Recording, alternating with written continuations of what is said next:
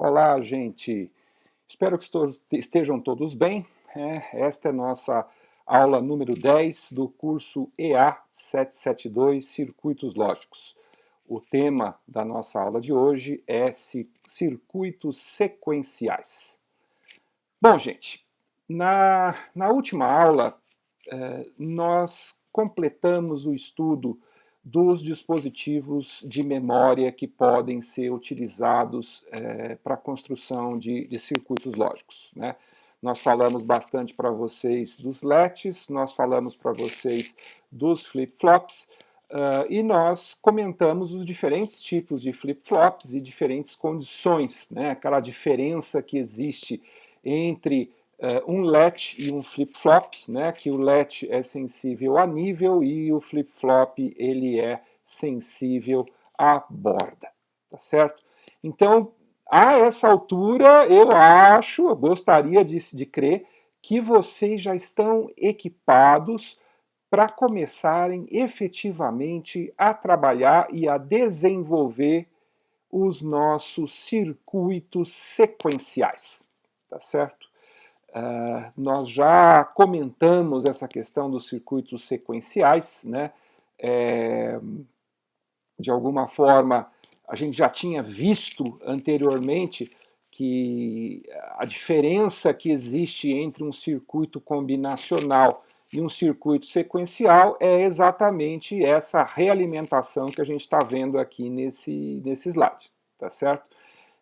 Toda vez que a gente coloca essas realimentações, implicitamente nós estamos tendo algum tipo de memória que está se formando ali dentro. Às vezes essa memória ela é explícita, ou seja, a gente está enxergando claramente onde ela está, por exemplo, no caso dos latches e dos flip-flops, mas pode também estar escondida numa realimentação escondida ali que a gente não percebeu e que pode estar causando um efeito de memória. Tá certo? Então, essa é basicamente a diferença. Eu acho que já ficou claro, né, nas duas últimas aulas como que a gente, usando essa realimentação, a gente consegue transformar circuitos combinacionais em unidades de memória, que são os latches e os flip-flops. Tá certo?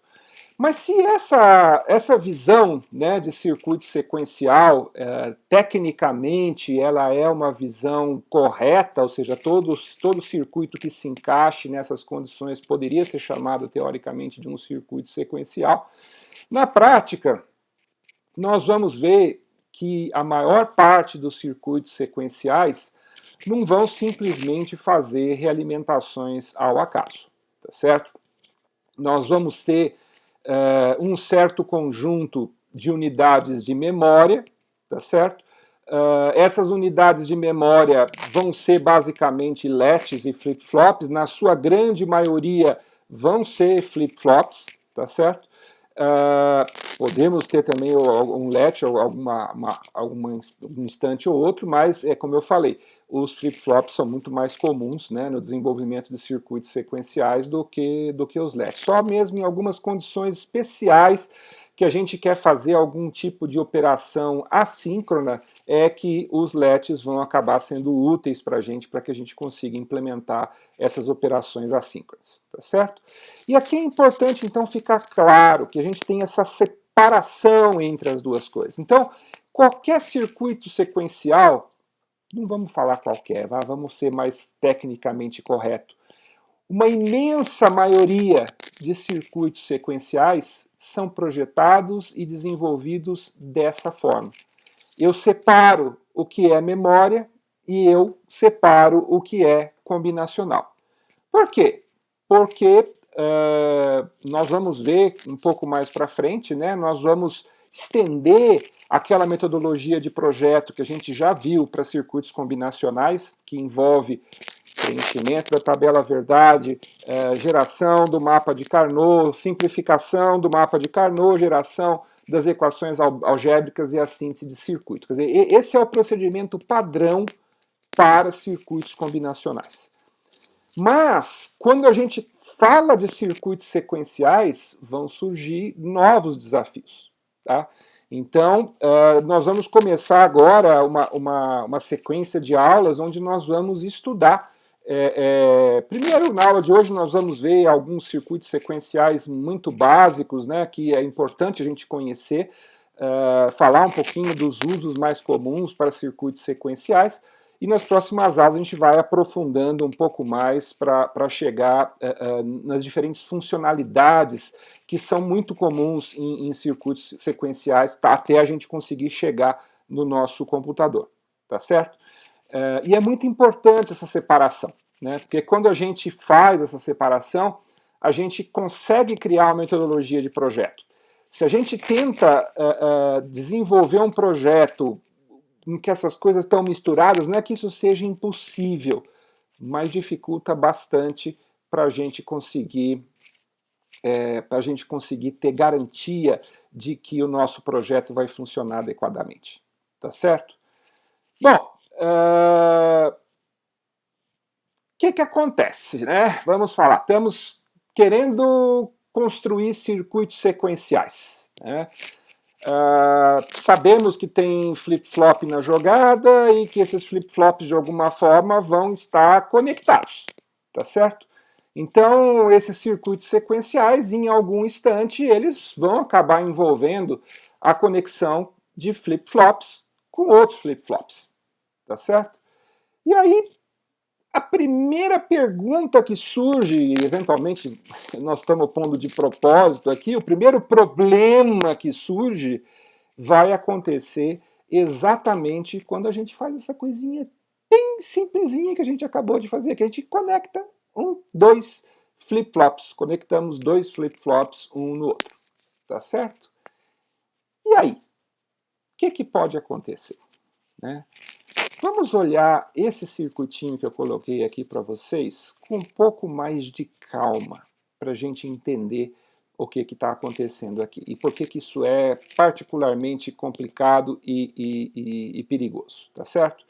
Nós temos dois flip-flops JK, tá certo? Nós estamos vendo ali que o clock dele tem a bolinha na frente, então isso significa que são flip-flops que são ativos na borda de descida, não na borda de subida, tá certo? O primeiro flip-flop está com J e K igual a 1. Isso significa que ele está programado, né, para funcionar como um flip-flop do tipo T, né? Aquele tipo de flip-flop que faz um toggle, ele fica invertendo a cada pulso de clock, ele inverte a sua saída, tá certo? E aí, no segundo flip-flop, nós temos o quê? Nós estamos aterrando a entrada K, tá certo? Isso significa que esse flip-flop, então, ele vai estar ou funcionando em modo normal, quando ele não faz nada, ou ele está funcionando no modo set, tá certo? Quando ele coloca 1 ali na entrada, tá certo? Vamos tentar entender qual que é o problema dessa conexão. Aparentemente é uma conexão simples, né? Por que isso pode ser um problema? Dá uma olhada, deem uma olhada aqui no circuito, vamos analisar com cuidado o que está chamando a atenção nesse circuito. Em primeiro lugar, nós estamos usando o mesmo clock para os dois flip-flops. Isso é importante, porque isso nesse caso aqui, uma das fontes desse problema, tá certo? Mas qual que é o problema de usar o flip-flop conectado no mesmo clock? Não é isso que o senhor falou que queria? Né? E de fato, eu falei isso na aula passada. Né? Mas qual que é o problema? O problema é que a gente não pode esquecer que existe o tempo de propagação. Tá certo? E o que acontece? Olha só o que está acontecendo ali, né? Eu tenho alguma coisa, que eu não sei se é 0 ou se é 1, que está ali como é que chama? Que está ali na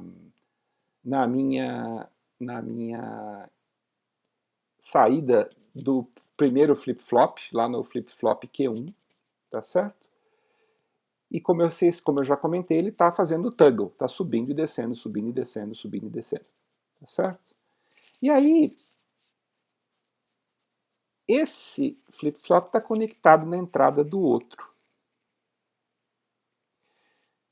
Vocês já perceberam qual que é o problema que tem aqui? O problema que tem aqui é que como os dois flip-flops transicionam ao mesmo tempo, o que vai acontecer com o segundo flip-flop? Porque vocês estão percebendo que o pulso do clock, teoricamente, deveria chegar junto ao mesmo tempo, ou seja, ao mesmo tempo que ele muda o valor do primeiro flip-flop, ele teria que mudar o valor do segundo flip-flop também. E a gente vai ter, então, aquele problema que a gente chama de condição de corrida, tá certo? Nós não vamos ter como escapar desse problema, tá certo? Agora, esse problema, ele é eventualmente tratável em algumas situações, tá certo? Vocês lembram que eu comentei na semana passada, na aula passada, né, que o que acontecia quando eu mudava a entrada de um flip-flop ao mesmo tempo que eu jogava a borda ativa do clock, né? O problema está ligado com aquele tempo de propagação, né? A gente tem que lembrar dos tempos de propagação que estão associados e também o tempo de setup e de hold, tá certo? Isso pode levar a um comportamento imprevisível, ou pelo menos difícil de prever, né?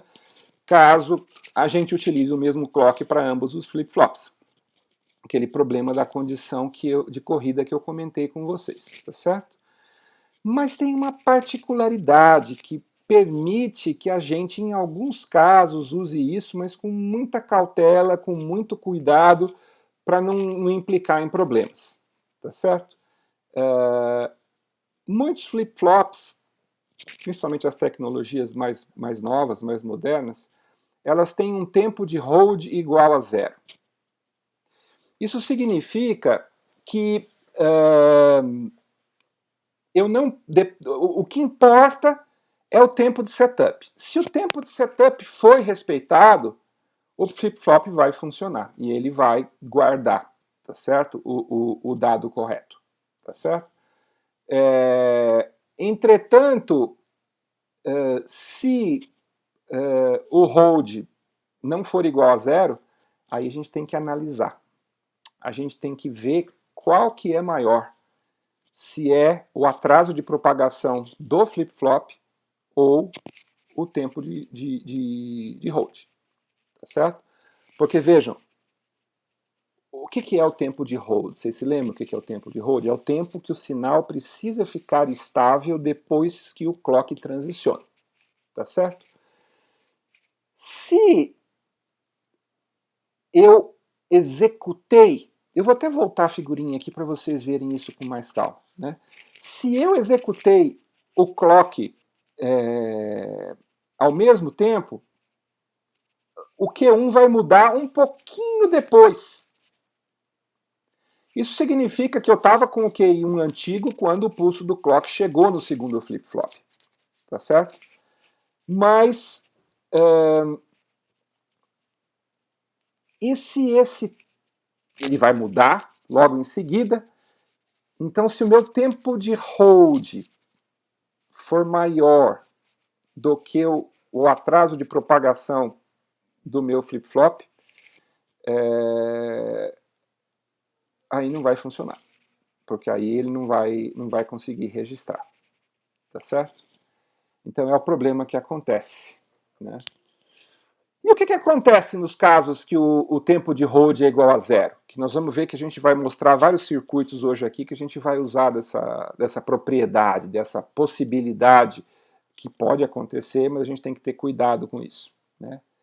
Nesses casos, o circuito vai funcionar, né?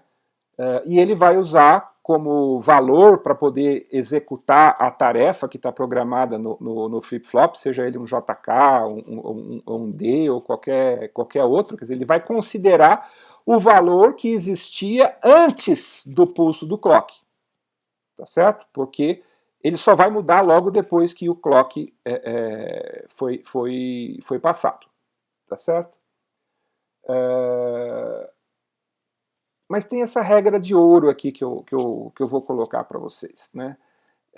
Vamos tentar evitar situações desse tipo, tá certo? A gente lá no laboratório, quando vocês forem fazer o projeto de vocês vão ter que eventualmente montar estruturas onde vocês vão conectar dois flip-flops um no outro, pode acontecer como é que chama? Pode acontecer de vocês implementarem uma situação como essa, né? E às vezes isso pode trazer problemas. Então, assim, a gente quando vai fazer isso tem que estar bem convicto de que o tempo de hold é 0 e aí eu posso me dar ao luxo de... e o atraso de propagação é suficiente para ele poder executar a operação que havia sido programada. Tá certo? Mas na grande maioria das vezes pode existir uma solução. Tá? Aqui não, eu vou mostrar antes aqui o desenho dessa situação que eu acabei de falar para vocês, tá certo? Então o que acontece? Olha o pulso do clock ali, né? O Q1 estava com nível alto, por exemplo, isso aí valeria a mesma coisa se ele tivesse com nível baixo, mas vamos supor que ele está no nível alto e o pulso do clock ativou, tá certo? Então, nesse instante, o que está na entrada do segundo flip-flop é aquele valor 1, que é a saída de Q1 naquele instante, tá certo? Só que isso só vai chegar lá no segundo flip-flop depois de um atraso de propagação, tá certo? Que é esse TPHL, né, que é o tempo de propagação quando a gente vai de high para low. Normalmente são parecidos, eu já falei para vocês, mas nesse caso é o TPHL, tá certo? E aí o que acontece? Então, depois de TPHL, aí ele pega e efetivamente modifica a saída dele para o valor correto, que nesse caso aqui é 1. Tá certo? Mas o que aconteceria, né, se ele precisasse de um tempo de hold? E aí é que é importante. Né? Precisar do tempo de hold significa que, olha, o Q1 caiu antes do tempo de hold, então não foi suficiente. Aí você não sabe se o que está na entrada do segundo flip-flop é 1 ou se o que está na entrada do segundo flip-flop é 0. Vocês percebem por que esse tempo de hold ele é importante? Porque nós temos que medir o tempo de hold com atraso de propagação. Se o atraso de propagação for maior do que o tempo de hold, aí não tem problema, tá certo? Aí não tem problema. Mas se o atraso de propagação for menor do que o tempo de hold, ele vai mudar antes do flip-flop ter efetivamente se executado as ações internas. E isso pode ser bem problemático, tá certo? Mas como eu comentei, né, na maioria dos casos tem maneiras da gente evitar que isso aconteça. Né? Aqui, não, antes, está complicado aqui. Tem aqui vários exemplos, né, dele mostrando para a gente o que está acontecendo. Vocês percebem que o J está transicionando exatamente junto com o clock? E aí, que valor que a gente pega para considerar? É o 0 ou é o 1? Essa é a dúvida cruel que fica, tá certo? Então a gente tem que lembrar que nesses casos que a gente, como eu falei, devemos tentar evitar o máximo possível, mas se eles acontecerem, nós temos que levar em consideração o valor antes e não o valor depois. Então, apesar no instante T2 ali, o o sinal J transicionar para cima, nós vamos ver que ele deve pegar o sinal 0, tanto que na saída dele fica guardado o 0, tá certo? No segundo caso, vai ser a mesma coisa, ele vai pegar agora o sinal alto, que é o valor antes do pulso do clock, então ele vai subir o sinal Q na saída, né? Em T6 a mesma coisa, ele vai colocar o 0, que é o valor que está antes do clock, e em T8 também ele vai considerar o valor que estava antes do clock, tá certo? Então, é só um exemplo para vocês verem o que acontece de fato, tá certo? Eu coloquei isso aqui porque a gente pode ser que peça exercícios para vocês fazerem o que sai, né, de fato numa situação como essa. E aí tem que ficar bem claro para vocês, né, em uma situação como essa, assumindo que o tempo de hold é menor e próximo de 0, ou seja, o tempo de hold ele tem que ser menor, na verdade, do que o atraso de propagação. O atraso de propagação tem que ser maior do que o tempo de hold para isso funcionar. Se essa situação acontecer, ele vai pegar o valor anterior, tá certo? O valor que estava no sinal antes dele transicionar, tá? E aí, como é que a gente pode consertar isso? Poderíamos consertar isso dessa maneira, muito simplesmente, né? Ao invés de colocar o mesmo clock nos dois, a gente coloca um clock invertido, tá certo? Então, o primeiro clock vai transformar o sinal Q, aí o sinal já se estabilizou, o segundo clock passa para o segundo flip-flop, tá certo? Só que ele vai estar com meia fase de diferença. Então a gente vai usar isso muito a nosso favor quando a gente estiver construindo os nossos circuitos que vão se transformar no computador. Por quê? Porque nós vamos ter parte do circuito que vai preparar a entrada do outro flip-flop e a outra parte que vai executar a transformação, que vai, por sua vez, preparar o outro circuito. Mas nós vamos falar sobre isso mais para frente, quando a gente chegar lá nessa situação, tá certo? Vai ficar mais claro para vocês. Mas é importante a gente entender, né, que às vezes, quando nós temos dois flip-flops, assim, um alimentando o outro, a gente precisa ter um clock diferente, tá? Pode ter também vários clocks, pode ter clocks que variam com uma velocidade diferente. Eu poderia pegar, por exemplo, como é que chama? Colocar um outro flip-flop no meio para poder atrasar um ciclo de clock completo. Então tem várias estratégias que a gente pode usar para acoplar os flip-flops para que eles possam funcionar sem grandes problemas. Tá certo? Muito bem. Vamos olhar agora alguns outros casos simples de uso de flip-flops, né? Nós podemos, por exemplo, usar flip-flops para proporcionar sincronização de sinais externos, tá certo? Esses sinais externos, normalmente, eles são assíncronos, né? Eles não estão ali orientados para o clock, eles podem acontecer a qualquer momento, né? Normalmente, eles são resultados da atuação de um operador humano, né? É um sensor que detecta a presença de um intruso, é alguém que aperta um botão, é alguém que mexe numa chave, tá certo? Então, essa movimentação ela é completamente imprevisível, ela pode acontecer a qualquer instante, tá certo? E nós vamos ver que nós podemos usar flip-flops para criar uma sincronia, né? Para deixar o sinal entrar dentro do nosso circuito de uma maneira organizada. Alguns de vocês poderiam falar assim, professor, mas nós vimos lá atrás, quando a gente estava vendo as portas lógicas, a gente podia usar uma porta AND, né, para habilitar um sinal, né? Então esse primeiro circuitinho aqui tenta fazer uma sincronização por porta AND, tá certo? Como é que ele funciona? Eu tenho uma chave ali em A, né? Lá no livro ele colocou que a chave é sem trepidação, tá certo? Para evitar um ripple, né? Um efeito aí. Tem algumas técnicas para se resolver esse problema, né? Mas vamos imaginar que essa chave é sem trepidação. E eu queria que essa chave funcionasse como um enable do clock, tá certo? Então, quando eu estou com o valor alto ali na chave, ou seja, eu apertei um botão, o clock está atuando. Quando eu soltei, o clock para de atuar. Tá certo? E ali no lado direito a gente tem o que acontece quando a gente tenta usar essa porta end como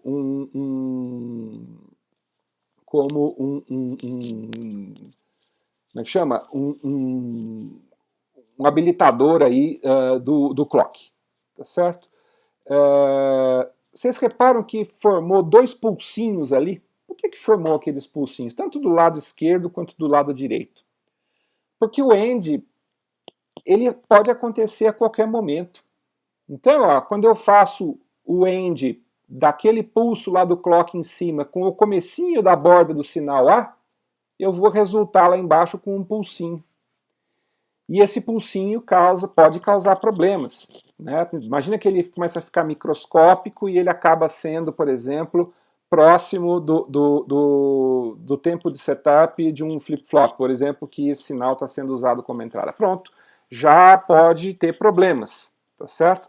Então essa sincronização não acontece, né? Esse enable aqui está capenga, ele está precisando de uma sincronização.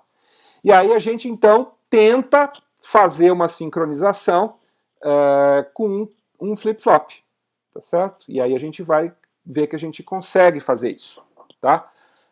O que nós vamos fazer? Nós vamos colocar aquele clock, né, entrando embaixo e a chave com habilitação no sinal de cima.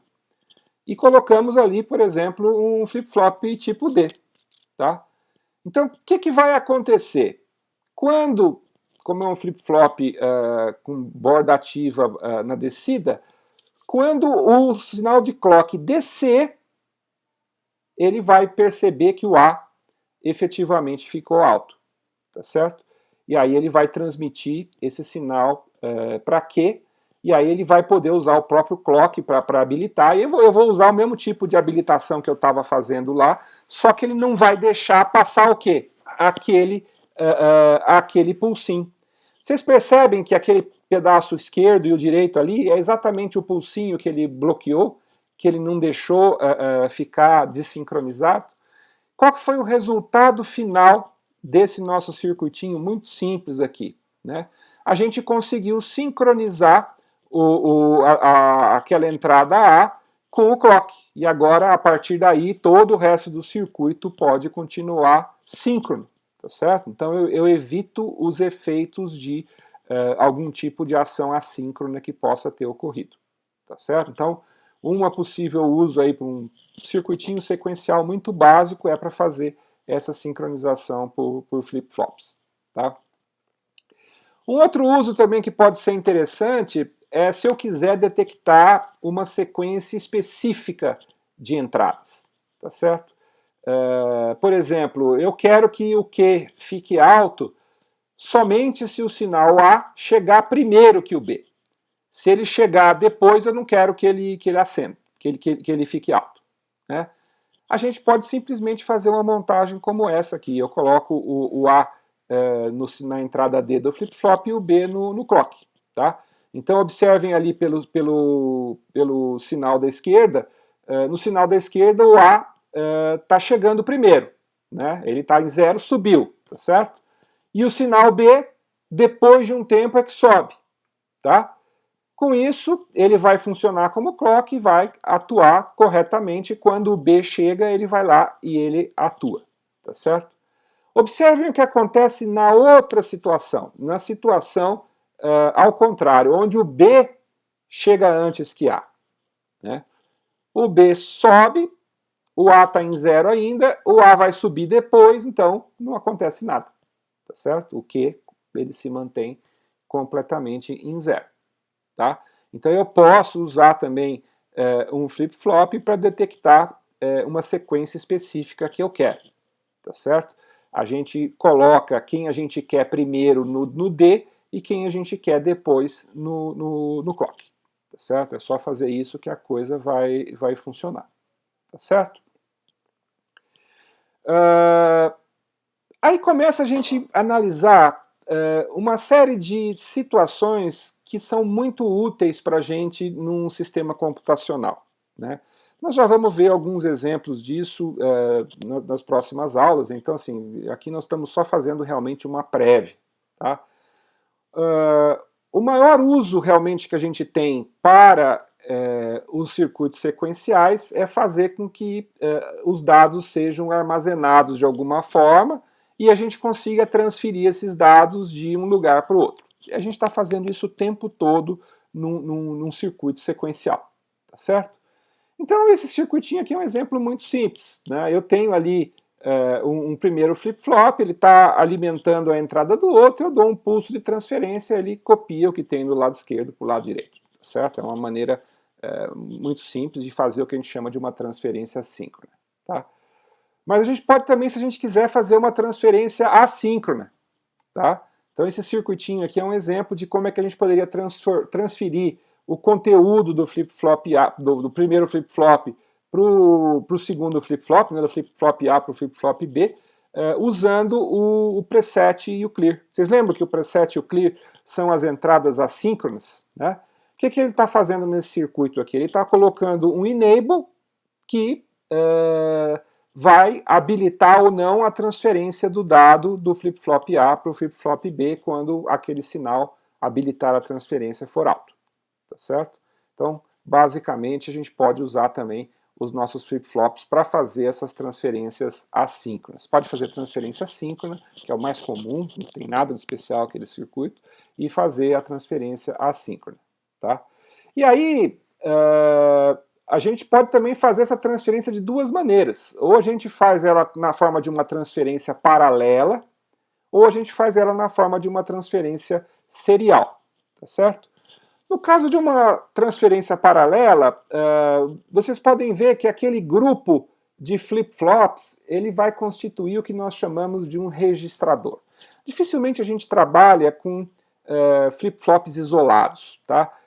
Flip-flops isolados podem estar sendo usados com um sinal aqui, um sinal ali que vai disparar, vai comandar alguma coisa, acender uma luz, alguma coisa assim, mas na grande maioria das vezes nós vamos usar esses grupos de flip-flops que nós vamos chamar então de registradores. E aí, olhando para esse grupo como um todo, nós vamos ver que a gente consegue armazenar um número binário de n bits nesse registrador, tá certo? Esse aqui é um registrador de 3 bits, né? Então eu posso guardar um número aqui que vai de 0 até 7, tá certo? Eu tenho 8 posições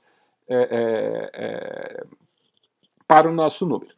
E é interessante que nesse mecanismo aqui de transferência paralela, como o mesmo clock está sendo usado para todos eles, eu faço a transferência com um único pulso de clock e eu transfiro todos os dados que estão ali no primeiro registrador para o segundo registrador. Certo? Nós vamos ver que esse tipo de transferência também é muito comum em circuitos sequenciais. Nós vamos estar usando assim o tempo todo esse tipo de transferência. Ok? Aí vamos pensar, se tem a transferência paralela, deve ter uma transferência serial, né? Para a gente falar de transferência serial, nós temos que falar de um tipo de registrador, lembrando que registrador é sempre quando a gente tem um agrupamento de flip-flops que a gente vai trabalhar de maneira, como é que chama? Como se fosse um número, né? Armazenando um número ali dentro. Esse tipo de registrador é esse que nós chamamos de registrador de deslocamento. Esse registrador de deslocamento ele está usando e abusando daquela nossa daquele nosso problema de executar o clock ao mesmo tempo em que está havendo uma modificação no registrador, tá certo? No flip-flop. Então vocês vão perceber o quê? Que esse registrador de deslocamento só vai poder ser útil para a gente quando a gente trabalhar com flip-flops que tenham o tempo de hold zero ou próximo de zero ou pelo menos muito menor do que o tempo de propagação, tá certo? Se o tempo de hold for maior do que o tempo de propagação, esse registrador aqui não vai funcionar. Tá certo? Então pode ter perguntas lá no questionário, né? Em que situações que um registrador de deslocamento não funciona? Uma das opções lá vai estar, é quando o tempo de hold for maior do que o tempo de propagação do flip-flop. Tá? Mas vamos supor que aqui a gente tem aquele caso funcionando, então ele vai funcionar. Tá certo? Olha que interessante. A saída de um alimenta a entrada do outro, que a saída alimenta a entrada do outro, que a saída alimenta a entrada do outro. Isso aqui podia continuar, tá, gente? Aqui a gente tem só 4 bits, mas isso aí podia ter vários bits, podia ter de 16 bits, de 32 bits, 64 bits, quantos a gente quisesse, tá? Esse registrador é um registrador que a gente tem que alimentar ele de uma maneira específica, né? Nós temos que colocando os dados na entrada ali em sequência, tá certo? Para poder armazenar cada um dos bits do número que eu quero guardar. Poderíamos depois usar esse número que entrou de maneira sequencial e dentro do circuito aí fazer uma transferência paralela, né, para outros grupos de registradores, e aí dá para fazer uns circuitinhos interessantes aí, em que parte deles é serial, usando o registrador de deslocamento, parte deles é paralela para alimentar o resto do circuito. Tá certo? Então a gente tem que deixar claro, né, que para esse registrador de deslocamento ele tem essa exigência quanto ao tempo de hold para evitar a condição de corrida, senão ele não vai funcionar. Mas se estiver atendendo, ele vai funcionar e é interessante. Tá? Olha o que acontece de fato na prática com esse registrador. Vocês percebem que aquele pulso que chegou lá em X3, que é o mais à esquerda, né? Ele só vai chegar em X0 depois de 1, 2, 3, 4 pulsos de clock, exatamente porque nós temos 4 bits. Vocês percebem a curva ali que está, né, aqui começando aqui em cima e até aqui embaixo? Então, é isso que está acontecendo. O dado está sendo passado de um para o outro até chegar aonde ele tem que chegar. Tá certo? Então é uma maneira possível de eu transferir dados, se eu quiser transferir dados de maneira serial. Tá certo? Aqui a gente tem um exemplo mais claro de transferência, porque ali só dá para ver o registrador de deslocamento em cima. Vamos imaginar esse caso aqui, tá certo? Olha, eu tenho aqui um registrador X, que está colocado ali naqueles 3 primeiros flip-flops D, e eu tenho um registrador Y, que está colocado nos outros flip-flops D que estão do lado direito. E eu tenho o pulso de clock, tá certo? Então, se eu quiser transferir aquele dado que está armazenado no registrador X, que são os primeiros 3 flip-flops, eu vou precisar de 3 pulsos de clock. Aí, depois que eu dei 3 pulsos de clock, ele transferiu o valor para o registrador Y. Tá certo? Ó, a gente pode ver isso acontecendo ali naquela tabelinha que está ali embaixo. Né? No começo eu tenho o valor 101, correspondente ao valor que está armazenado ali no registrador X, né? X2, X1, X0. Tá certo? A cada pulso de clock, vocês vão vendo que ele vai caminhando para a direita até chegar lá no final, quando a gente vai estar aquele valor daquele dado, então foi transferido do primeiro registrador para o segundo registrador. Tá? Vocês podem perceber, né, que nesse caso em particular, o processo de transferência de um dado implica no apagamento dele onde ele estava originalmente. Tá? Podemos inventar os mais diversos artifícios para evitar que isso aconteça. Tá certo? Mas nesse caso, isso acontece. Tá? Então, a gente precisa ter isso claro em mente. Tá ok? Bom, então, podemos também, né, na transferência serial, fazer a operação de deslocamento para a esquerda. Aqui a gente fez o deslocamento para a direita, mas a gente poderia fazer também o deslocamento para a esquerda. Isso aí vai depender da ordem que eu estou entrando o meu dado, né? Eu posso entrar do meu most significant bit ou para o least significant bit ou o contrário. São duas maneiras diferentes de eu alimentar o meu registrador de deslocamento. E aí então a gente fica com dois tipos de transferência de dados aí, né? A transferência serial e a transferência paralela. E aí estou me lembrando aqui da época que eu fiz esse curso já há um bom tempo, eu falava assim, mas professor, é óbvio que a transferência paralela é muito melhor do que a transferência serial. Isso não está na cabeça de vocês? Não ficou mais ou menos na cabeça de vocês que parece que a transferência paralela é muito superior à transferência serial? Né? Não necessariamente. Tá? Vamos tentar entender em que situações a transferência serial pode sim ser interessante. Tá?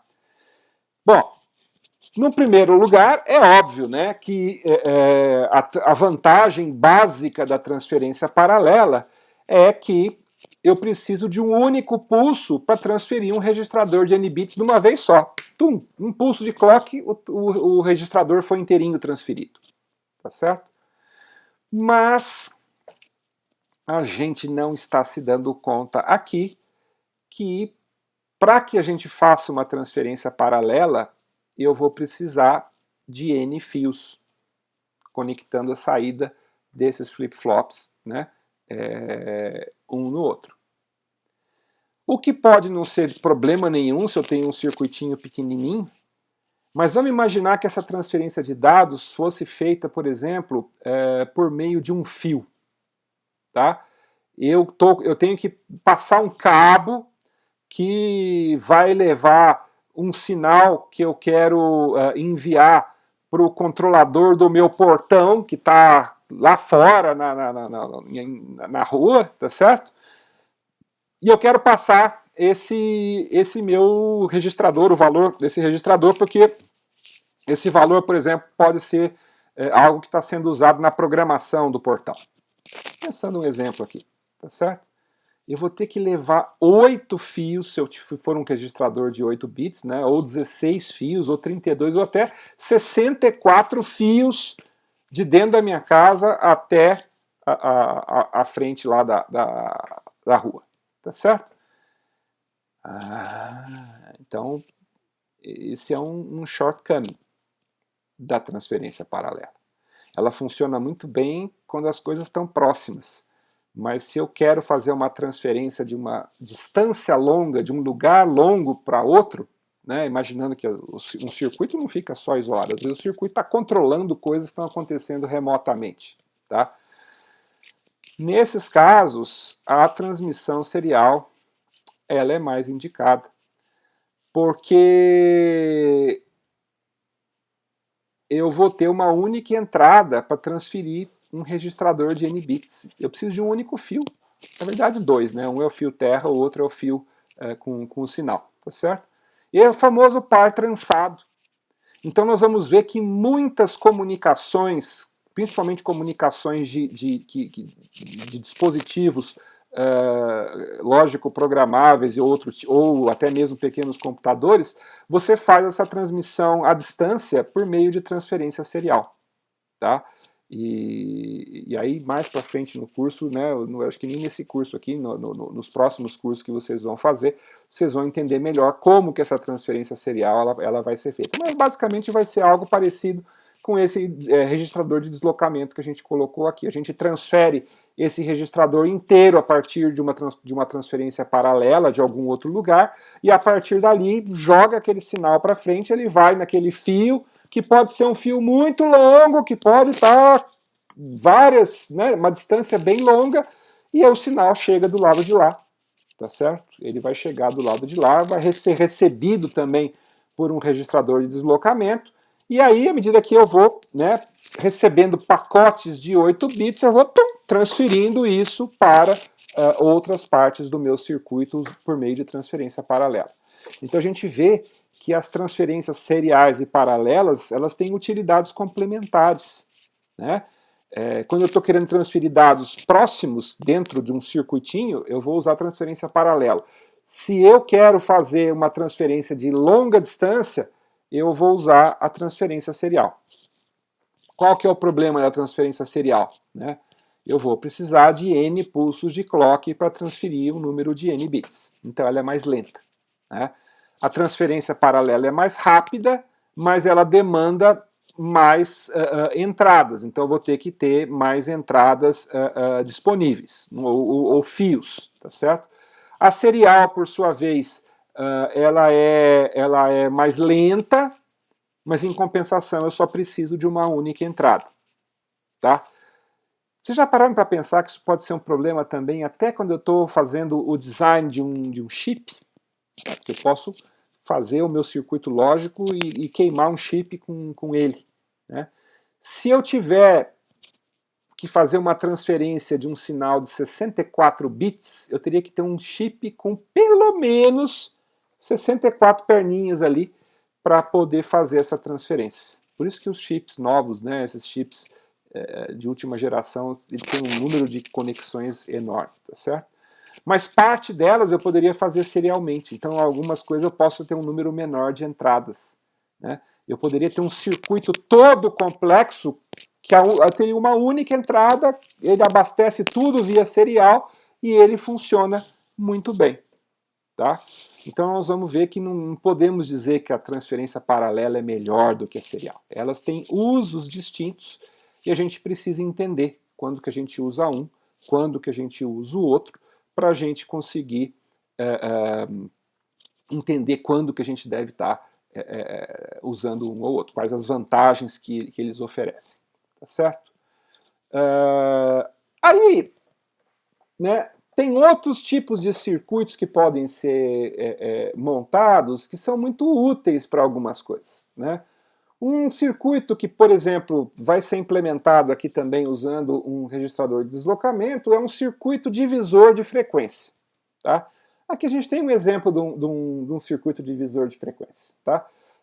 Eu estou usando todos esses flip-flops aí como flip-flops toggle, tá certo? E eu estou redirecionando agora de um jeito diferente, né? Esse aqui não é exatamente um registrador de deslocamento, porque a saída de um é o clock do outro, tá certo? Se vocês forem olhar aqui, olha, eu usava o mesmo clock para todos, aqui não, aqui eu estou pegando a saída dele, né, e alimentando o clock do outro, tá certo? É um tipo de registrador de deslocamento, mas é diferente daquele anterior, tá?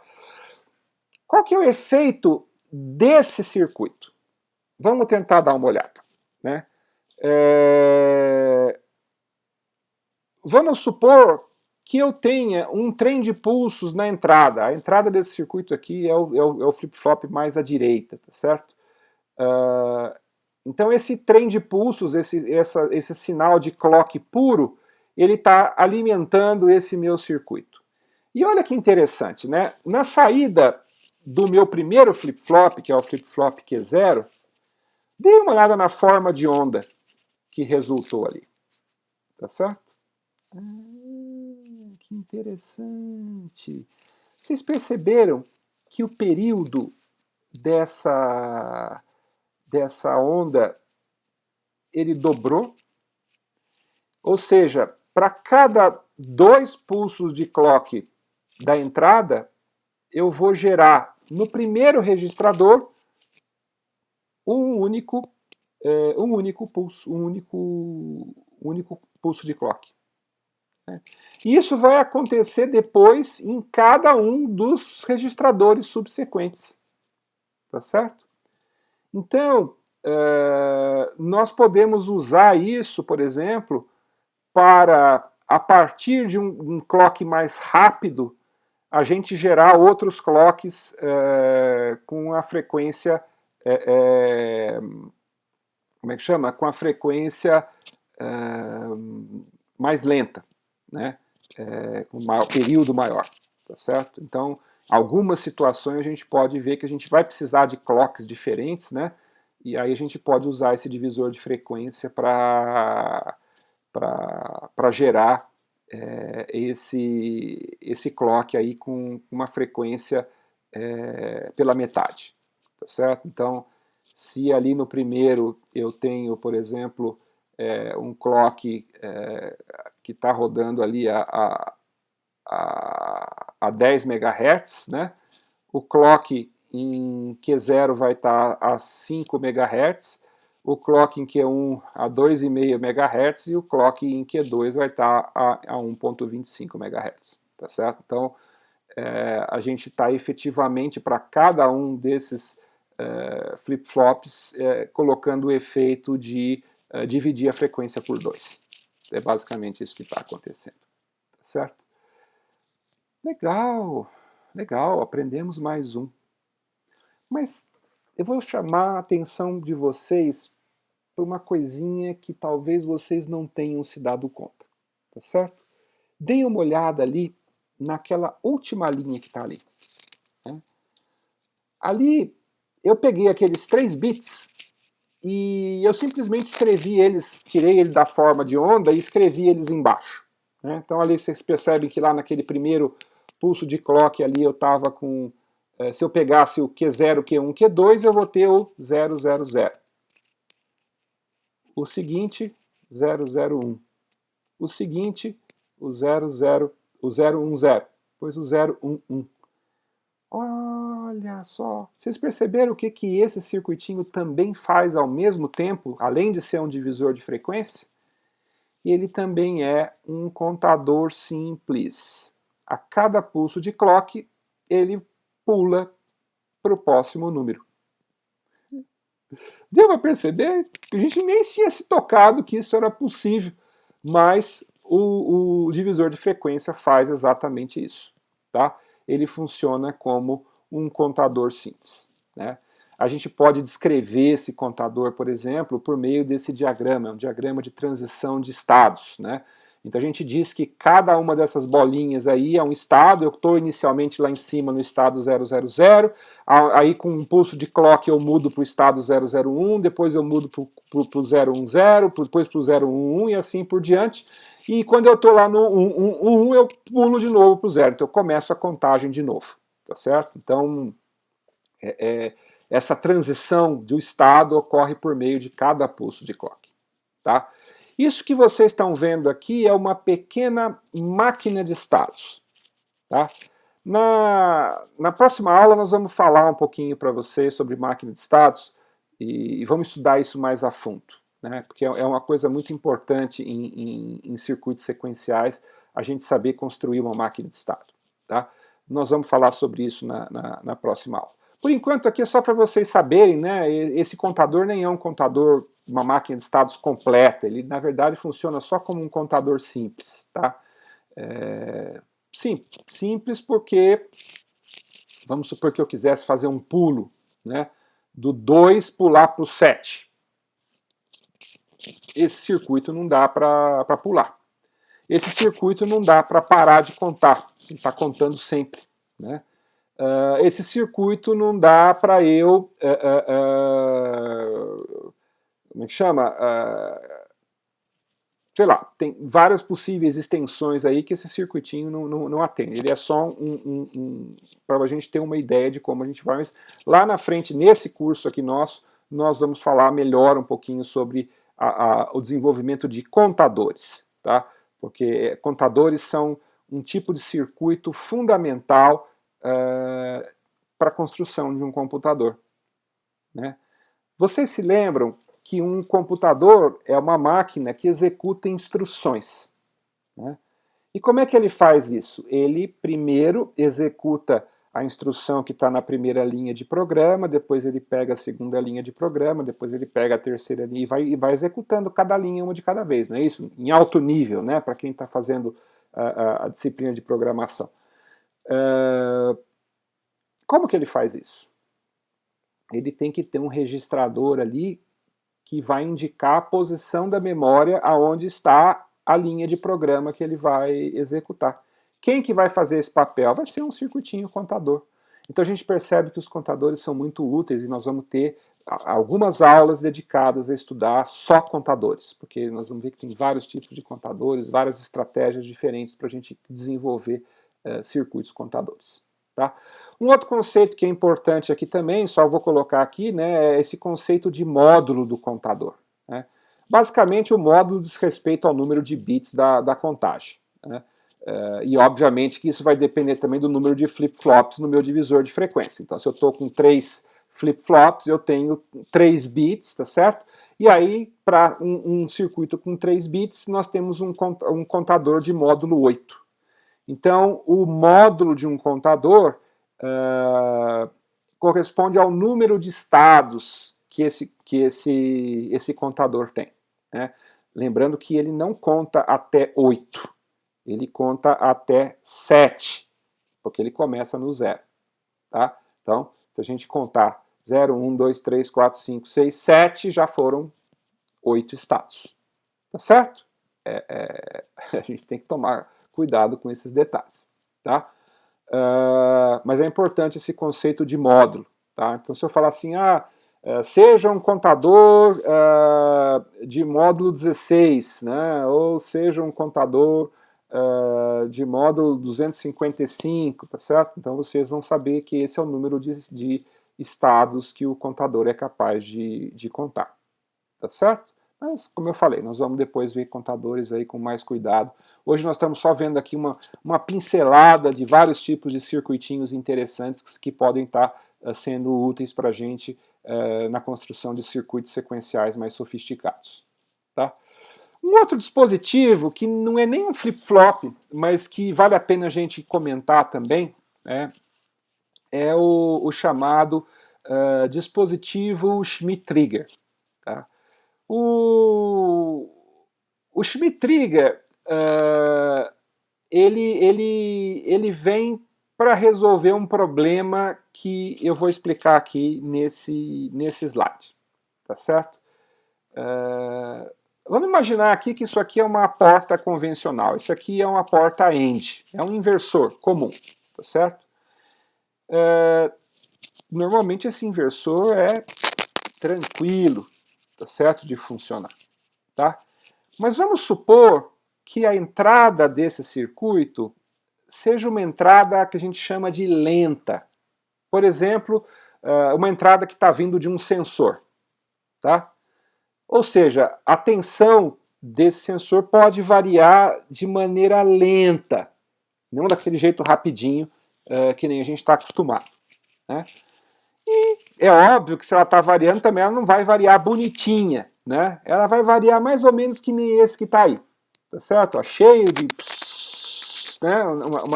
uma bagunça ali. Tá? E a gente lembra que tem aquela zona cinzenta dos circuitos lógicos, que aquilo lá não é nem 0 nem 1, tá certo? Não é 0 nem 1, mas é ou 0 ou 1. Então, na hora do circuito atuar, depende da tensão, é um limiar ali que está indicado na figura, mas ele é naquela tensão que vai acontecer, tá certo? Quando ele passar aquele limiar, é que ele vai ser finalmente reconhecido como 1, tá? E se a gente tiver esse barulhinho aí, que a gente chama de ripple, né? Olha o resultado que está acontecendo ali embaixo. Ó. Quando a tensão é muito lenta, ele vai criar vários micropulsinhos ali, porque está bem ali na zona de transição e ele sobe um pouquinho, desce um pouquinho e ele vai ficar uma ruideira digital aqui que vai ser complicado. Né? Por que isso acontece? Acontece exatamente porque normalmente nas portas tradicionais a gente tem esse ponto de limiar, é o ponto onde o 0 deixa de ser 0 e se transforma em 1, e é o ponto onde o 1 deixa de ser 1 e se transforma em 0. E aí, isso tá desenhado naquele quadradinho ali em cima, né, que tem Vout, Vin. Tá? Repara, ele está basicamente dizendo que se o meu Vin for abaixo do meu limiar, o meu Vout é 1, porque é um circuito inversor. Tá? E se o meu Vin for acima do limiar, ele vai ser 0. Tá? É basicamente isso que aquele desenho tá fazendo. Mas, professor, até agora não ouvi falar nada desse Schmitt-Trigger. Tá? o que faz esse Schmitt Trigger? Qual que é a grande, né, a grande coisa que ele faz? Né? O que ele faz é que se a minha porta ela estiver com um dispositivo Schmitt Trigger, e aí, assim, tomem cuidado, tá? O Schmitt Trigger não é só inversor. Esse aqui é o caso do inversor Schmitt Trigger, mas eu posso ter uma porta AND com o Schmitt Trigger, uma porta OR, uma porta NOR, uma porta NAND, tá certo? A gente pode usar essa tecnologia Schmitt Trigger em vários tipos de portas diferentes. Olha a curvinha que está ali em cima. Vocês perceberam a diferença daquela curva com aquela do slide anterior? Aqui, nesse tipo de dispositivo, ao contrário dos dispositivos convencionais, a gente não tem um limiar em que 0 é 0 e 1 é 1. Tá certo? Em que as coisas mudam, aquele ponto de mudança. Nós temos um efeito que esse gráfico está mostrando aqui para a gente, que é o chamado efeito de histerese. Guardem esse nome, tá certo? Provavelmente vocês podem até ter visto já falar de histerese, porque histerese é muito comum em vários tipos de sistemas físicos, então pode ser até que no vestibular vocês tenham visto algum tipo de fenômeno com histerese, mas em circuitos elétricos, circuitos eletrônicos, a histerese tem um efeito interessante. Né? Qual que é esse efeito? Olha, vocês podem observar que tem uma setinha de descida e tem uma setinha de subida. Então vamos imaginar que eu estou ali, né, com um potenciômetro, que é um resistor com valor variável, que eu posso estar alterando a intensidade do meu sinal. E eu vou aumentando devagarzinho. Inicialmente estava 0, aí vou aumentando, até que chega um ponto, ele transiciona para 0. Tá certo? Quando eu for voltar essa tensão, ele vai ir um pouco mais além. É isso que a histerese faz. Né? A ida de um jeito, a volta é o contrário. Né? Então, se na ida ele só foi transicionar, olhando aqui, por exemplo, vamos imaginar que isso aqui seja 2,5 volts, tá certo? Na volta, ele só vai transicionar de novo quando ele tiver com 2 volts. Tá? Qual que é a vantagem desse Schmitt Trigger? Ele acaba com aquele barulho aqueles ruidinhos digitais que a gente tinha. Porque agora aquela zona, ela tem um limiar, ó, reparem ali na figura, a gente tem ali ó, um VT mais e VT menos, tá certo? Ao invés de ter um único valor de transição, nós temos o valor de transição na subida e o valor de transição na descida. Então, se eu tiver uma oscilação intermediária, ele não vai afetar a saída. E a saída, ó, segue limpinha ali embaixo. Eu tenho o meu end bonitinho, tá certo? Então, a gente pode identificar um chip como tendo tecnologia Schmitt Trigger por causa dessa curvinha de histerese que tem desenhado ali no meu inversor. Vocês estão vendo o inversor ali que tem um desenho de histerese? Esse desenho que caracteriza um Schmitt Trigger, tá certo? Então é importante, primeiro, que vocês saibam identificar o que é um dispositivo Schmitt Trigger e, segundo, que vocês saibam saber reconhecer um dispositivo Schmitt Trigger e saber o que ele faz, tá certo? É exatamente isso que ele faz, tá? Então, toda vez que a gente for usar sinais de fonte externa, é interessante se a gente puder usar um circuito com entrada Schmitt Trigger, porque aí ele se protege contra esse pequeno ripple que pode acontecer aí no sinal de entrada. Tá certo? Nada de excepcional, mas é importante que essas coisas sejam conhecidas, pelo menos. Tá? A tecnologia eletrônica para gerar o Schmitt Trigger, não vamos nos preocupar aqui nesse momento, nesse curso, mas é importante que a gente saiba o que é um Schmitt trigger, saber que o Schmitt trigger tem esterese e que o efeito dessa esterese é poder limpar um sinal de entrada ruidoso que possa vir de um sinal com transição lenta, tá certo? Então é importante a gente saber disso daqui, tá?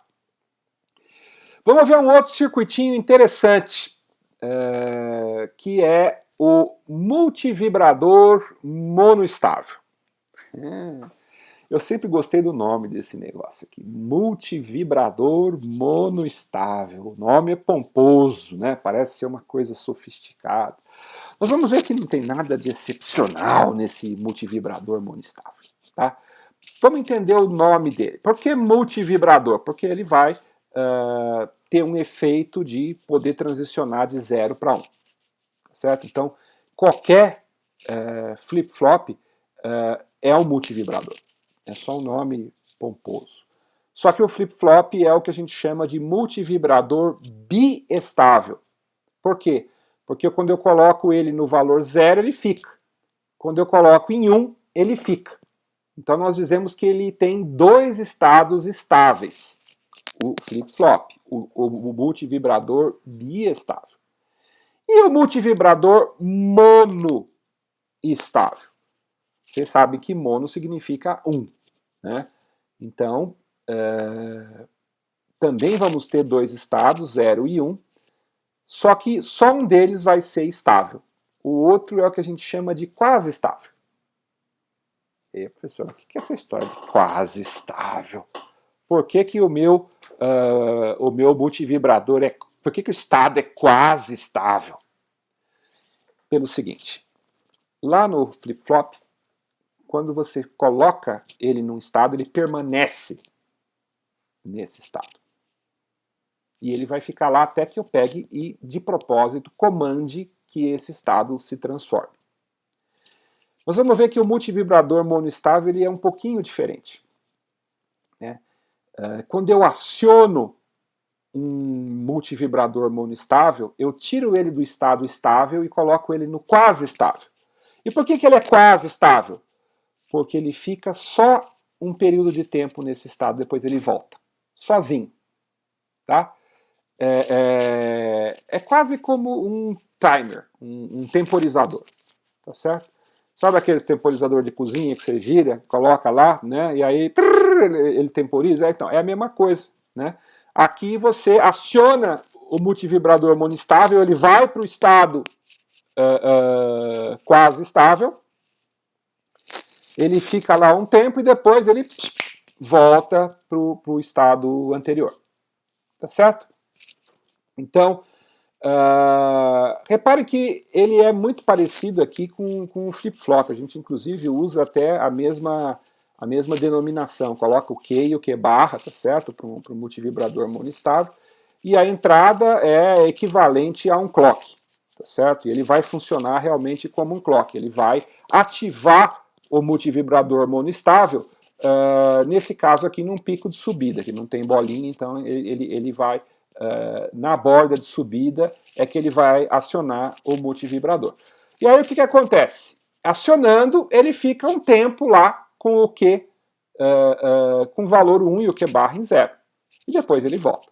Tá? Então, o Q tem a saída normalmente baixa e o Q barra tem a saída normalmente alta. Então, o estado estável é quando o Q é igual a 0 e o Q barra é igual a 1. E o estado quase estável?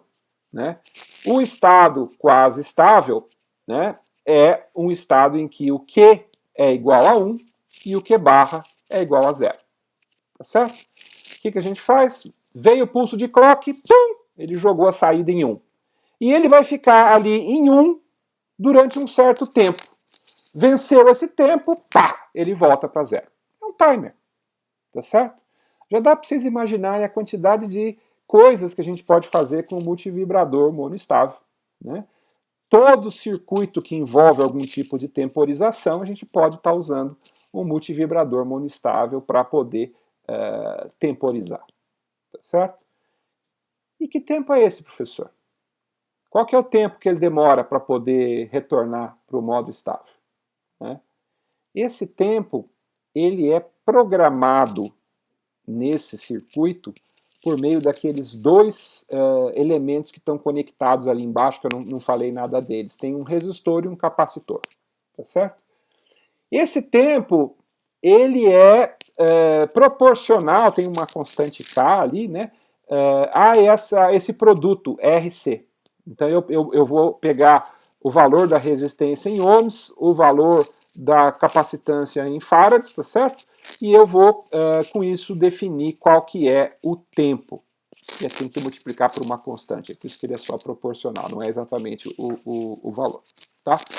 Então você pode, aí cada fabricante de multivibrador vai fazer as suas recomendações. Olha, você pode usar resistores e capacitores nessa faixa, e aí você vai lá, vai ter cada um deles, olhando no datasheet, vocês vão olhar como que a gente programa um multivibrador monoestável para poder atuar com um timer de um certo período.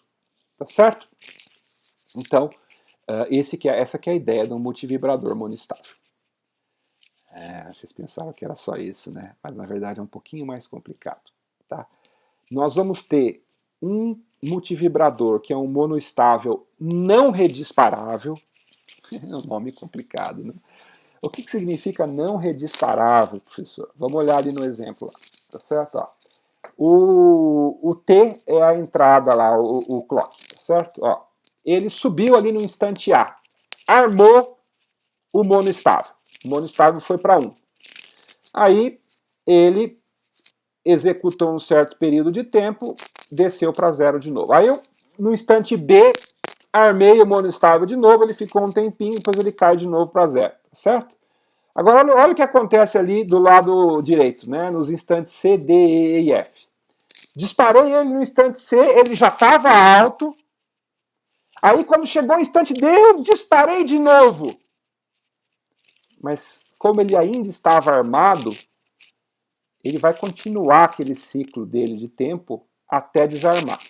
Então, vocês reparam ali, aquela subida do clock em D não tem efeito nenhum, porque esse tipo de monoestável é o que nós chamamos de monoestável não redisparável. Uma vez que eu arme ele para poder ficar com valor alto, ele fica ali até que o tempo tenha se esgotado, aí ele cai. E aí só ali no instante E, quando ele já caiu, é que eu agora consigo redisparar ele de novo e ele vai disparar de novo para um novo período. Tá certo? Bom, se nós temos um multivibrador monoestável não redisparável, nós podemos imaginar que nós temos também um que é redisparável. Tá certo? O que acontece no redisparável? O redisparável, ao contrário do não redisparável, ele começa a contagem de tempo de novo. Tá? Então, ó, aqui a gente colocou o monoestável e o não redisparável e o redisparável juntos, para a gente poder entender o que está acontecendo. Então, ó, o primeiro pulso veio, ele subiu, permaneceu, desceu. As duas coisas igualzinho no não redisparável com o redisparável. E no segundo caso ali, o que aconteceu? Ó, veio o primeiro, aí antes do tempo vencer, mandei o segundo, o que ele fez? Ele prorrogou, ele começou a contagem de tempo de novo. Vocês entenderam? Então, se eu disparo o gatilho de um monoestável redisparável antes do timer vencer, ele permanece por mais um tanto de tempo ali, né? E aí com isso a gente montar um trem de pulso ali, que nem na onda ali de baixo, ó, eu posso manter um monoestável um bom tempo ali naquele estado quase estável, tá certo? E eu posso ir prorrogando o tempo do timer, tá? Só que se eu parar de dar um pulso de clock, ele vai terminar e aí ele volta pro estado zero, tá certo? Legal. Bom, então nós temos 3 tipos de multivibradores, né? Nós vimos que tem esse multivibrador monoestável, que pode ser não redisparável ou redisparável. Temos o multivibrador biestável, que é o nosso flip-flop, que nós já estudamos bastante. E nós vamos ter um outro tipo de multivibrador, que é o multivibrador astável. O multivibrador astável não tem nenhum estado estável, ou seja, ele fica transicionando o tempo todo, tá? E a gente vai ver que esses multivibradores astáveis são os circuitos perfeitos para ser usado para gerar clock, tá certo? Eu vou poder gerar um clock usando um multivibrador astável, tá? Esses multivibradores astáveis, eles são usados, eles normalmente possuem uma frequência que é configurável, da mesma maneira que os monoestáveis, né? A gente vai lá e configura a frequência para esse clock ter uma determinada frequência, tá? Aqui nós vamos mostrar 3 diferentes implementações de multivibradores astáveis. Vamos falar do oscilador Schmitt-Trigger, vamos falar do temporizador 555 em modo astável e vamos falar do cristal de quartzo, tá certo? Bom, vamos começar aqui com o nosso Schmitt-Trigger, né? Vocês se lembram, né, que logo que a gente começou a falar de circuitos sequenciais, lá na primeira aula de LET, vocês vão se lembrar. O primeiro exemplo de realimentação que eu dei ali era uma realimentação de uma porta NOT nela mesma. E vocês lembram que eu mostrei que ela podia ser usada para criar um clock? Exatamente, aquilo lá é um exemplo de um multivibrador astável, tá certo? Que é construído realimentando o NOT com ele mesmo, tá? Aqui nós vamos ter algo parecido, mas que é um pouquinho mais inteligente. Ele vai usar um NOT Schmitt-Trigger, tá? Então ele vai ter aquela esterese que a gente viu. E essa esterese, ela é usada para carregar e descarregar aquele capacitor que está colocado ali na entrada. Tá certo? Eu não vou querer que vocês entendam a eletrônica disso aqui nesse momento. Eu acho que vocês ainda não têm ainda o conhecimento necessário para entender essa eletrônica. Mas o que é importante aqui, e que isso eu quero que vocês entendam, é que a gente consegue alterar a frequência do oscilador Schmitt-Trigger alterando o valor desse resistor e desse capacitor. Tá? E aí nós temos aqui o exemplo de 3 CIs com o oscilador Schmitt-Trigger, né, um 7414, o 74LS14 e o 74HC14. Tá certo? O primeiro, se vocês quiserem calcular a frequência, né, vocês vão fazer lá 0,8 dividido por RC. R em ohms, C em farads, tá certo? Vocês vão encontrar a frequência desse oscilador. Só que a gente não pode usar uma resistência maior do que 500 ohms. A resistência é relativamente baixa, tá? No segundo caso, o 74LS14, nós vamos usar a mesma equação para calcular a frequência e também nós temos que usar um resistor que seja menor do que 2K, tá certo? E no terceiro caso é um 74HC, né? Aí nós podemos usar qualquer resistência aí até 1 mega ohm. Então, assim, quase que uma coisa que resiste a quase tudo. E aí o cálculo da frequência vai ser 1,2 dividido por RC, tá certo? A gente pode escolher qual deles usar, dependendo da frequência que a gente quer criar o nosso clock, tá certo? Então, a gente teria essa possibilidade de construir um clock usando um oscilador Schmitt-Trigger, ok? O segundo circuito oscilador, né, o segundo circuito que vai implementar um multivibrador astável, ele usa um chip que, assim, também não quero entrar aqui nos detalhes da eletrônica, porque nesse instante talvez fique um pouco complicado para vocês entenderem. Mas o que ele faz é muito parecido lá com o Schmitt-Trigger. Ele também está carregando e descarregando esse capacitor em diferentes situações. E aí, dependendo da saída C0 ou C1, ele está carregando ou está descarregando o capacitor, então ele vai montar uma forma de onda que na saída ali vai ser uma onda quadrada, certo?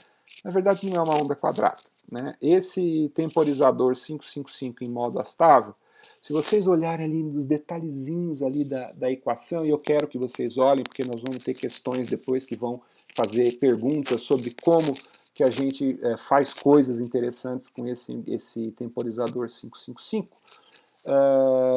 O 555, gente, ele é um temporizador, é um circuito que é multipropósito, tá?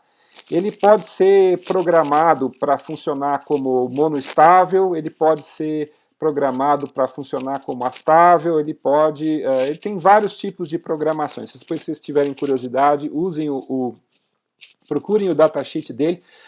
O 555 é usado para 1 zilhão de coisas.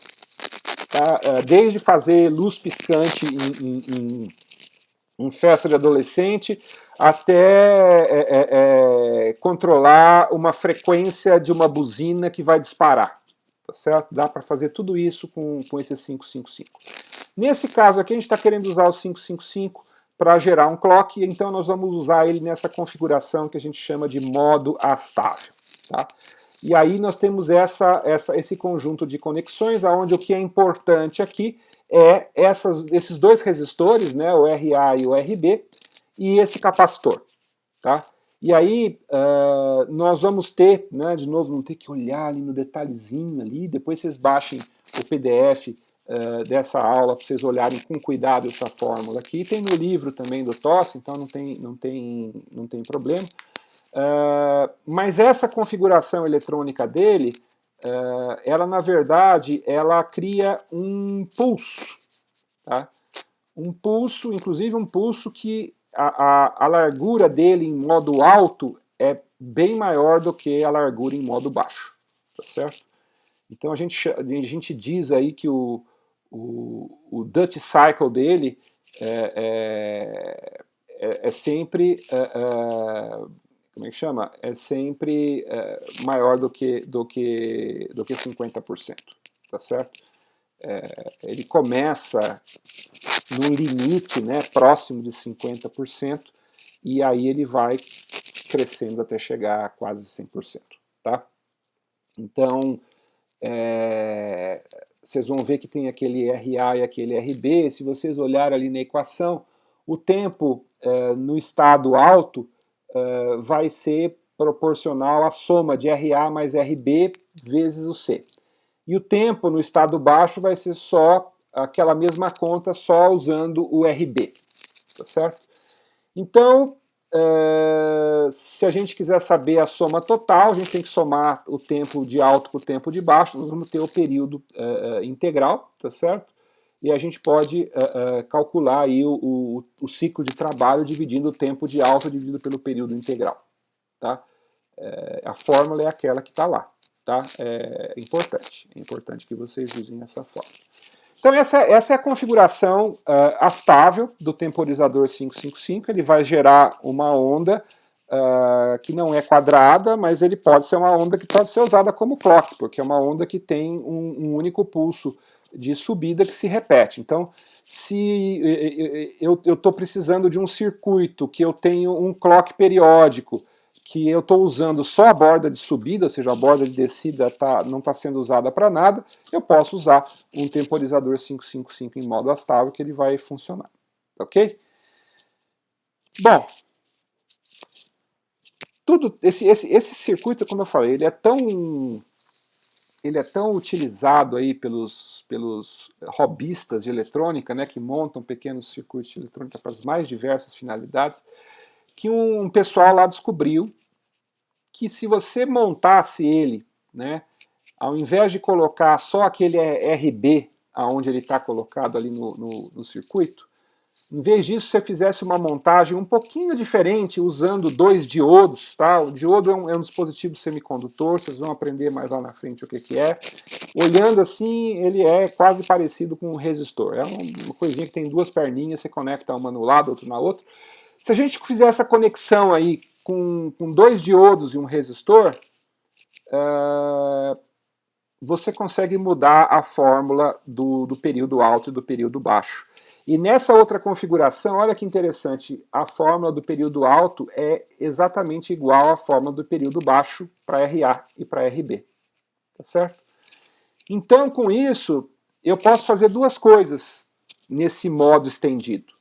Eu tanto posso usar isso para criar uma onda quadrada, então se eu fizer RA igual a RB, ele vai gerar uma onda quadrada. Quem falou que não dá para gerar onda quadrada estava mentindo, tá? Não dá para gerar onda quadrada usando aquela configuração original do modo astável, que é o que o fabricante recomenda. Mas com essa outra configuração, um pouquinho modificada, dá para gerar ele. Ele continua em modo astável, tá? Ele só usa uma configuração diferente. E ele vai, nós vamos poder ter uma onda quadrada de fato. Mais do que isso, nós podemos ter pulsos aonde o Duty Cycle é menor do que 50%. Então, pulsos aonde o tempo que ele fica alto é menor do que o tempo que ele fica baixo. Então dá para fazer coisas interessantes aqui com esse temporizador 555 em modo astável. Ok? Bom, o terceiro gerador que a gente vai ver de clock, né, é o gerador a cristal. Tá? E aqui a gente tem que ser bem honesto com vocês, gente. Aqueles outros anteriores lá, eles podem ser, como é que chama? Eles podem ser úteis para a gente, se a gente estiver montando um circuito que você precisa de um clock e fazer alguma coisa ali, mas hoje em dia, ainda mais com a queda do preço desses cristais, é mais fácil você usar um gerador a cristal. Tá? Por quê? Porque aqueles anteriores, eles dependem dos valores dos resistores e capacitores, e você sabe como isso funciona, né? Aquela resistência ela é aproximada. Quando você pede um resistor de 1K, se você for medir ali, não é exatamente 1K, tem uma variação. Tá? E essa variação pode afetar o tempo do clock que foi gerado. Se eu preciso de um clock com valor preciso, eu não recomendo que a gente use nem um oscilador Schmidt-Trigger e nem um 555. Vamos usar um gerador a cristal, tá certo? Os geradores a cristal de quartzo possuem alta precisão, possuem estabilidade, né, além de alcançar frequências bem mais altas. Tá? Quando que eu não vou usar um gerador baseado em cristal? Quando eu precisar daquela configurabilidade que os outros permitem que a gente faça, de verificar. Né? Eu poderia ter, por exemplo, um resistor ali alterando o valor daquela resistência, um potenciômetro, né? Alterando o valor daquela resistência, eu poderia fazer a frequência do cristal se modificar de maneira contínua. Tá? O gerador a cristal já é mais complicado. A gente pode usar aquele divisor de frequência, né, para ir dividindo a frequência por 2, então, que nem eu falei, se eu preciso de uma frequência mais baixa, eu começo com um cristal com uma frequência mais alta e vou colocando lá vários divisores de frequência para ir gerando uma frequência mais baixa. Tá?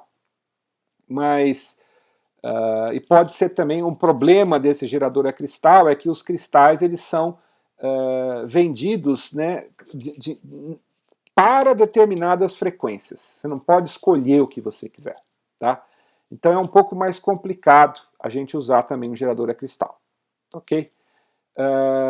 Mas se você não tem esse problema, o melhor de todos é o gerador a cristal. Inclusive, a grande maioria dos chips, né, dos processadores, eles têm dentro deles um gerador a cristal. Tá? Então, vocês vão ver mais para frente quando você, não nesse curso, né, mas no curso de engenharia, quando vocês forem ver os microprocessadores, vocês vão ver que todos eles têm um jeito de você pegar um sinal dentro do microprocessador que gera um clock muito preciso, e esse clock normalmente ele é gerado por meio de um oscilador a cristal interno. Tá certo? É bem comum isso daí. Então, assim, o mecanismo de geração de clock mais comum que vocês vão encontrar é o gerador a cristal. Tá ok? Bom, gente, para a gente terminar, né, caminhando aqui para o final da nossa aula de hoje, vamos fazer uma breve análise de possíveis defeitos que podem acontecer em circuitos com flip-flop. Da mesma maneira que a gente fez ali na outra aula, né, há 2 aulas atrás, quando a gente estava vendo os defeitos que podiam acontecer com circuitos combinacionais. Né? Bom, vocês sabem, né, os CIs de flip-flops estão suscetíveis aos mesmos tipos de defeitos encontrados em circuitos combinacionais. Tá certo? Então, aqueles mesmos defeitos que a gente já tinha visto que podem acontecer numa porta lógica, podem acontecer também num flip-flop. Mas o flip-flop, por conta dele trabalhar com estados, ele estar armazenando memórias, operar com clock, ele pode ter alguns defeitos que não ocorrem em circuitos mais simples, como as portas lógicas. Certo? E aí os defeitos mais comuns que podem acontecer, né, é você ter as entradas abertas, já vou explicar, uma saída em curto ou um desalinhamento do clock. Tá? E nós vamos ver o efeito que isso pode causar. Tá certo? Bom, um defeito muito comum é uma entrada não conectada. Tá? A gente já falou lá na frente, nas primeiras aulas de circuitos lógicos, que eventualmente, se você não conecta uma entrada, ela fica flutuando. A eletrônica ali é meio maluca, é totalmente imprevisível o que pode acontecer. Num flip-flop, provavelmente isso não vai causar grande dano, né? Mas se o ruído for grande, isso pode gerar uma mudança de estado. E como o flip-flop ele mantém o estado, né? Pode ser que ele entre espontaneamente num estado anômalo. Né? Pode acontecer. Tá certo? Ele, sem nada, pula. Tá? E a razão desse pulo espontâneo não reconhecido pode ser uma entrada não conectada. Tá? Isso tanto pode acontecer porque a conexão do flip-flop com o resto do circuito está com problemas, por exemplo, uma solda mal feita, um fiozinho que está tá quebrado e você não percebeu que ele estava quebrado. Tem várias coisas diferentes que podem estar causando uma entrada não conectada. Até mesmo uma entrada não conectada interna. Né? Porque você lembra que naquele encapsulamento que a gente tinha do chip, aquelas perninhas, elas na verdade internamente tem um fiozinho que liga ela numa pastilha de silício que fica no centro do meu chip. Tá? Pode ter queimado essa conexão interna. E aí se queimou essa conexão interna, aí não tem que fazer, tem que trocar o chip e usar um chip novo. Tá? Mas se a conexão for externa, não vai adiantar trocar o chip, o erro vai continuar. Então você tem que ver, troca o chip, colocou outro, o erro continua, não é interno. É alguma coisa na montagem. Tá? Enquanto uma porta lógica vai retornar normalmente ao seu estado anterior, quando o ruído diminuir, no flip-flop, porque você tem a transição de estado, ele vai permanecer no novo estado. Tá? E aí, as entradas que são mais críticas para isso são as entradas de clock, preset e clear, porque são aquelas que disparam. Então, qualquer ruidinho no clock, qualquer ruidinho no preset, qualquer ruidinho no clear, pode causar um efeito colateral de você pular para um estado não esperado, um estado anômalo, tá certo? Então, isso é o que a gente usa no diagnóstico, né? Se um flip-flop mudar de estado de maneira anômala, assim, sem mais nem menos, a gente pode tentar imaginar que algumas das entradas podem estar desconectadas. A gente vai usar o multímetro ali para ver se a gente acha qual que é a entrada que está desconectada. Tá certo? A gente tem que lembrar que em circuitos TTL, as entradas desconectadas muitas vezes são interpretadas como estando em um nível lógico 1. Por isso que a gente precisa sempre conectar uma entrada de um circuito TTL. Tá? Porque senão ele pode ficar flutuando e o circuito, a eletrônica dele não vai funcionar direito. Tá certo? Bom, aqui nós temos um exemplo. Né? Então, isso aqui, nós estamos fazendo aqui um pequeno registrador de deslocamento, estamos com um pulso de clock na entrada. Então, o que era o esperado aqui, né, numa situação como essa?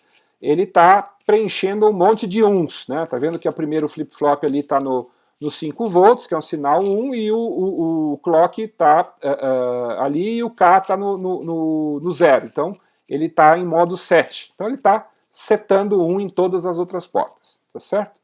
Aí, né, olha o que está acontecendo ali, né?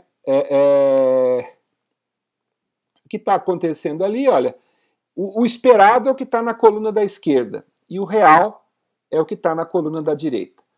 Então você olhando ali, está quase certo. A única coisa é que o bit x0 ali, ele está tá variando. 1, 0, 1, 0. Aí você fala, por que ele está variando? Não era para variar, né? Se fosse para seguir ali a sequência do registrador de deslocamento, ele deveria ir para 1 e deveria ficar em 1. Né? Então, se a gente quiser fazer uma análise desse circuito, nós vamos ver, bom, em que situações que ele costuma disparar dessa maneira. Né? Ele vai disparar dessa maneira quando, num flip-flop JK, o flip-flop JK está configurado em modo toggle. Quando que é isso? Quando eu tenho 1 e 1 nas entradas. Não, mas a entrada lá era para estar em 0, né? Porque está com tudo 1, então o Q-bar vai em 0.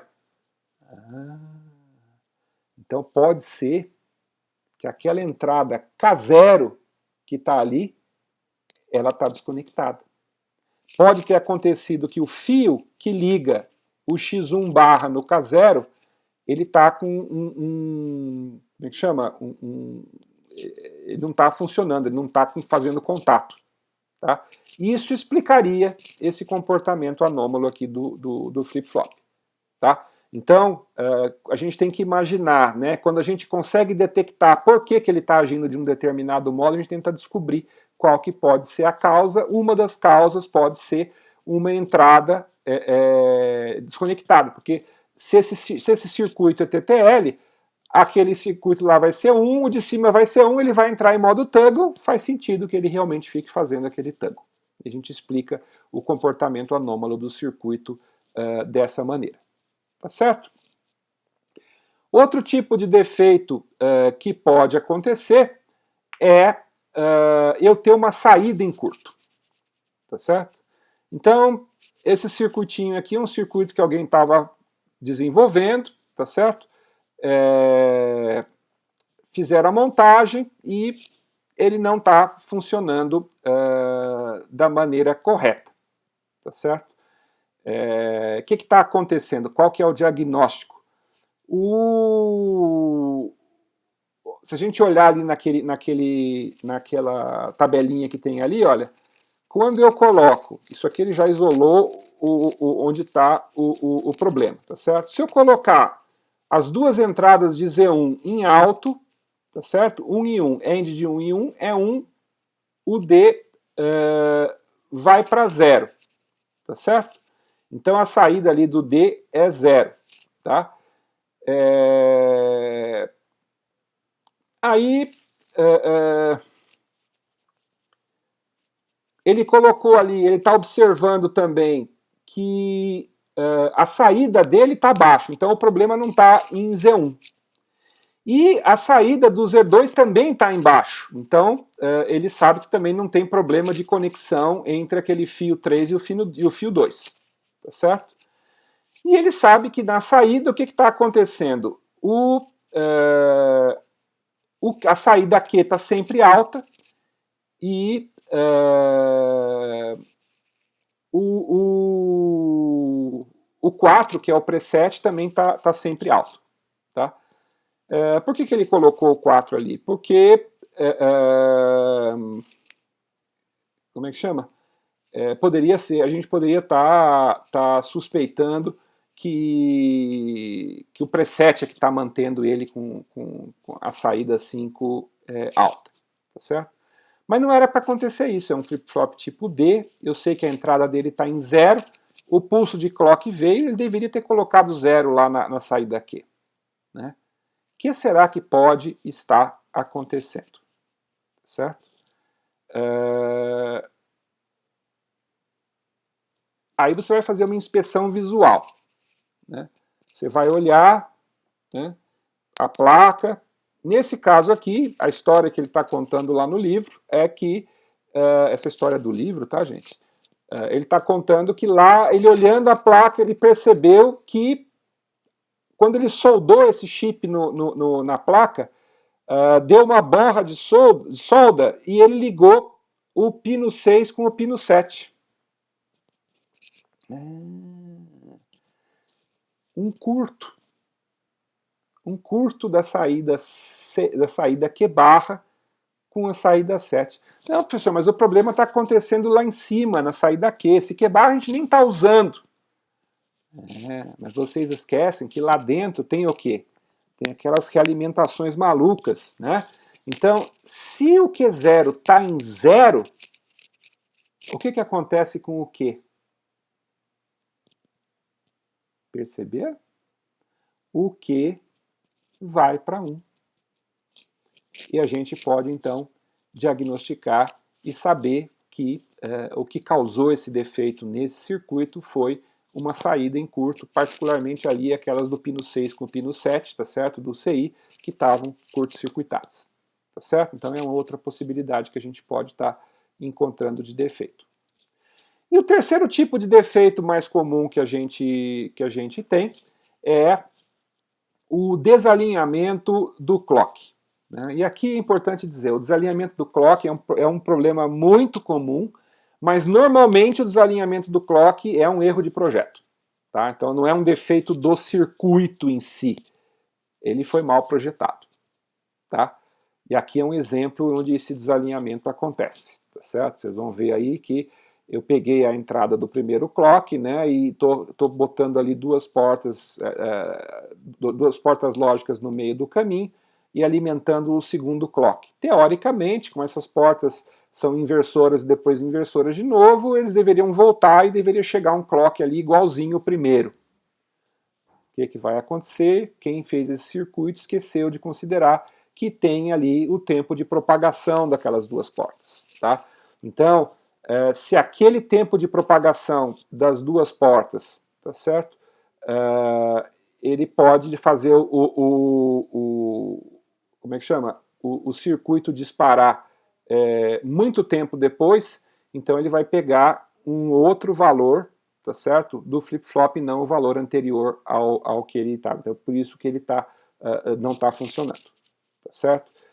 Que foi o primeiro problema que a gente começou a aula, lá no comecinho da aula a gente começou a falar nisso, né? Isso normalmente é um erro de projeto, tá? Normalmente a gente tem que olhar com muito cuidado para ver se não estamos criando um desalinhamento do clock com o nosso circuito. E quando que isso vai acontecer? Toda vez que a gente fizer a entrada de um flip-flop variar ao mesmo tempo que o clock. Tá? Isso pode ser potencialmente problemático, tá certo? Então, nós temos que entender como é que isso funciona. Aqui é só como é que chama? Um diagrama para vocês entenderem, nesse caso, o que está acontecendo. Né? O primeiro clock 1 subiu, mas o clock 2 ele vai subir só depois de T1. Tá? Então, um clock que deveria acontecer enquanto a entrada estava alta, né? Aqui é o contrário, é na descida do clock, né? Esse flip-flop ele é sensível à borda de descida. Então, olha, tá vendo ali que a borda de descida veio no primeiro clock, mas ela só vai chegar depois, né? E aí ele já perdeu a modificação do primeiro flip-flop. Então ele vai pegar o flip-flop depois que ele já se modificou, tá certo? Enquanto ele deveria pegar antes, se não tivesse esse desalinhamento, tá? Então normalmente numa situação como essa, o que a gente faz é que nem a gente fez lá, considera usar um outro clock, tá certo? Um clock intermediário, alguma coisa assim, ou faz um atraso com um outro flip-flop no meio, mas a gente faz um jeito de evitar que aconteça essa mudança exatamente no mesmo instante do clock, porque isso pode causar um desalinhamento de clock, e esse é um dos defeitos mais comuns quando a gente está construindo um circuito com flip-flop que não funciona como a gente espera que ele funcionasse. Tá certo? Bom, gente,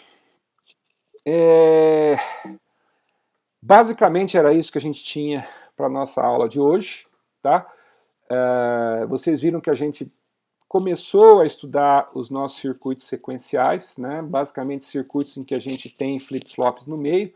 Vocês perceberam que esse problema do atraso de propagação começa a ficar complicado, pode causar esse problema do desalinhamento do clock. A gente deve tentar evitar de subir o clock subir a entrada de um flip-flop ao mesmo tempo que o clock, porque isso pode causar os mais diversos tipos de problemas, tá?